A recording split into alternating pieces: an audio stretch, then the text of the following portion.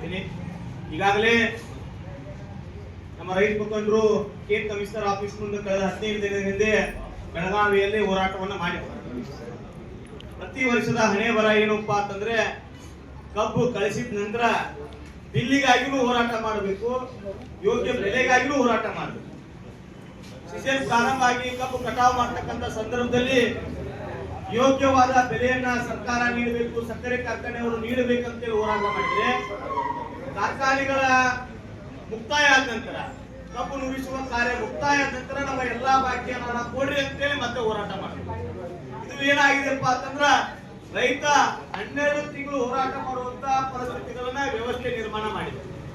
ಒಂದ್ ಕಡೆ ಬಿಲ್ಲಿಗಾಗಿ ಹೋರಾಟ ಮಾಡಿದ್ರೆ ಇನ್ನೊಂದು ನಮ್ಮ ಭಾಗದಲ್ಲಿ ಎದುರಿಸ್ತಕ್ಕಂತ ಸಮಸ್ಯೆ ಏನಂದ್ರೆ ಕೆಲವು ಕಾರ್ಖಾನೆಗಳು, ವಿಶೇಷವಾಗಿ ಕೆಲವು ಖಾಸಗಿ ಸಕ್ಕರೆ ಕಾರ್ಖಾನೆಗಳು ಕಬ್ಬಿನ ಕಾಟ ಹೊಡೆಯುವಂತ ವ್ಯವಸ್ಥೆ ಏನಾಗಿದೆಪ್ಪ ಅಂತಂದ್ರೆ ದೊಡ್ಡ ಪ್ರಮಾಣದಲ್ಲಿ ನಡೀತಕ್ಕಂಥದ್ದು. ಸರ್ಕಾರ ಏನು ಹೇಳ್ತಾ ಇದ್ರು, ನಮ್ಮ ಸಕ್ರಿ ಸಚಿವರು ಏನು ಹೇಳ್ತಾ ಇದ್ರು, ಆರಂಭದಲ್ಲಿ ಸಕ್ರಿ ಮಂತ್ರಿಗಳ ತಕ್ಷಣ ಎಲ್ಲಾ ಖಾಸಗಿ ಸಕ್ಕರೆ ಕಾರ್ಖಾನೆಗಳ ಮುಂದೆ ನಾವು ಸರ್ಕಾರವೇ ತೂಕದ ಯಂತ್ರವನ್ನ ಹಾಕ್ತಿವಿ, ನೀವೊಂದು ಪರೀಕ್ಷೆ ಮಾಡ್ಕೊಂಡು ಹೋಗ್ಬೇಕು ಅಂತ ಹೇಳ್ತಕ್ಕಂಥದ್ದು ಇದೇ ಸಕ್ರಿ ಸಚಿವರು ಹೇಳ್ತಿದ್ರು. ಸದನದಲ್ಲೂ ಸಾಕಷ್ಟು ವಿಚಾರಗಳನ್ನ ಚರ್ಚೆ ಮಾಡಿದ್ರು. ಯಾವಾಗ MP ಎಲೆಕ್ಷನ್ ಅವ್ರ ಮಗನ ನಿಲ್ಲಿಸಿ ಚುನಾವಣೆ ಮಾಡಿದ್ರು, ಒಂದೇ ಒಂದು ಬಹಿರಂಗವಾದ ಹೇಳಿಕೆ ನಾವು ತೂಕದ ಕಾಟ ಹಾಕ್ತಿವಿ ಅಂತೇಳಿ ಇವತ್ತಿಗೂ ಹೇಳಿಲ್ಲ. ಯಾಕೆ ಅಂತಂದ್ರೆ ಬಹಳಷ್ಟು ಸಕ್ಕರೆ ಕಾರ್ಖಾನೆಗಳು ಖಾಸಗಿ ಸಕ್ಕರೆ ಕಾರ್ಖಾನೆಗಳು, ಇನ್ನು ಕೆಲವು ಸಕ್ಕರೆ ಕಾರ್ಖಾನೆಗಳು 50 ವರ್ಷಗಳಿಂದ ಕೆಲಸ ಮಾಡಿರ್ತಕ್ಕಂಥ ಸಕ್ಕರೆ ಕಾರ್ಖಾನೆಗಳಿದಾವೆ. ಇನ್ನು ಸಾಕಷ್ಟು ಸಕ್ಕರೆ ಕಾರ್ಖಾನೆಗಳು ಬಹಳ ಉತ್ತಮವಾಗಿರ್ತಕ್ಕಂಥ ತೂಕದ ಯಂತ್ರವನ್ನು ಅಳವಡಿಸಿದ್ದಾರೆ, ನಾವು ಅವ್ರ ಬಗ್ಗೆ ತಕರಾರಿಲ್ಲ. ಆದ್ರೆ ಕೆಲವು ಸಕ್ಕರೆ ಕಾರ್ಖಾನೆಗಳು ಕಾಟ ಹೊಡಿತಕ್ಕಂಥದನ್ನ ಸಾಕಷ್ಟು ರೈತರು ಹೋರಾಟವನ್ನ ಮಾಡಿದ್ದಾರೆ, ಸಾಕಷ್ಟು ಪತ್ರಿಕೆಯಲ್ಲಿ ಬಂದಿದೆ, ಸಾಕಷ್ಟು ಸಾಮಾಜಿಕ ಜಾಲತಾಣದಲ್ಲೂ ಸಹಿತ ನಾವು ಗಮನಿಸಿದ್ವಿ. ನಮ್ಮ ಕಾಟ ಹೊಡೆದಿದ್ದಾರೆ ಅಂತೇಳಿ ಅವರನ್ನ ಬಾಯಿ ಮುಚ್ಚುವಂತ ಕೆಲಸವನ್ನ ಕೆಲವು ಖಾಸಗಿ ಸಕ್ಕರೆ ಕಾರ್ಖಾನೆಗಳು ಮಾಡಿದಾವೆ ಅಂತಕ್ಕಂಥದ್ದನ್ನ ನಾವು ಯಾರು ಮರೆಯಬಾರದು.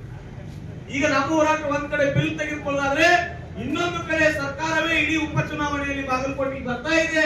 ಮುಖ್ಯಮಂತ್ರಿಗಳು ಸಹಿತ ಬಾಗಲಕೋಟೆಗೆ ಆಗಮಿಸಿ ಇಡೀ ಬಹಿರಂಗ ಪ್ರಚಾರದಲ್ಲಿ 5 ದಿನಗಳ ಕಾಲ ಈ ಬಾಗಲಕೋಟೆ ಜಿಲ್ಲೆಯಲ್ಲಿ ಇದ್ದಾವೆ.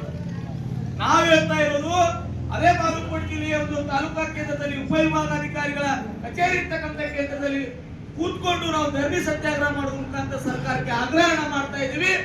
ನಾವು ತತ್ಕ್ಷಣವೇ ಏನು ನಮ್ಮ ಬಾಕಿ ಬರ್ಬೇಕಾಗಿರ್ತಕ್ಕಂಥ ರೈತರ ಎಲ್ಲಾ ಬಿಲ್ ಅನ್ನ ಕ್ಲಿಯರ್ ಮಾಡಿ ಮಾತಾಡ್ರಿ, ಇಲ್ಲ RRC ಹೊರಡಿಸಿದ್ರೆ ಹೇಳ್ರಿ, DC ಅವ್ರಿಗೆ ತಹಸೀಲ್ದಾರ್ಗೆ ಅಧಿಕಾರ ಕೊಡ್ರಿ, ನೀವು ಜಪ್ತಿ ಮಾಡಿದ್ರು ರೈತರ ಬಿಲ್ ಅನ್ನ ಕೊಡ್ರಿ.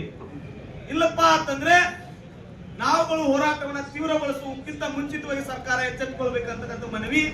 ಇನ್ನೊಂದು ತಮ್ಮ ನಿಲುವನ್ನು ಸ್ಪಷ್ಟಪಡಿಸಬೇಕು ಸರ್ಕಾರ.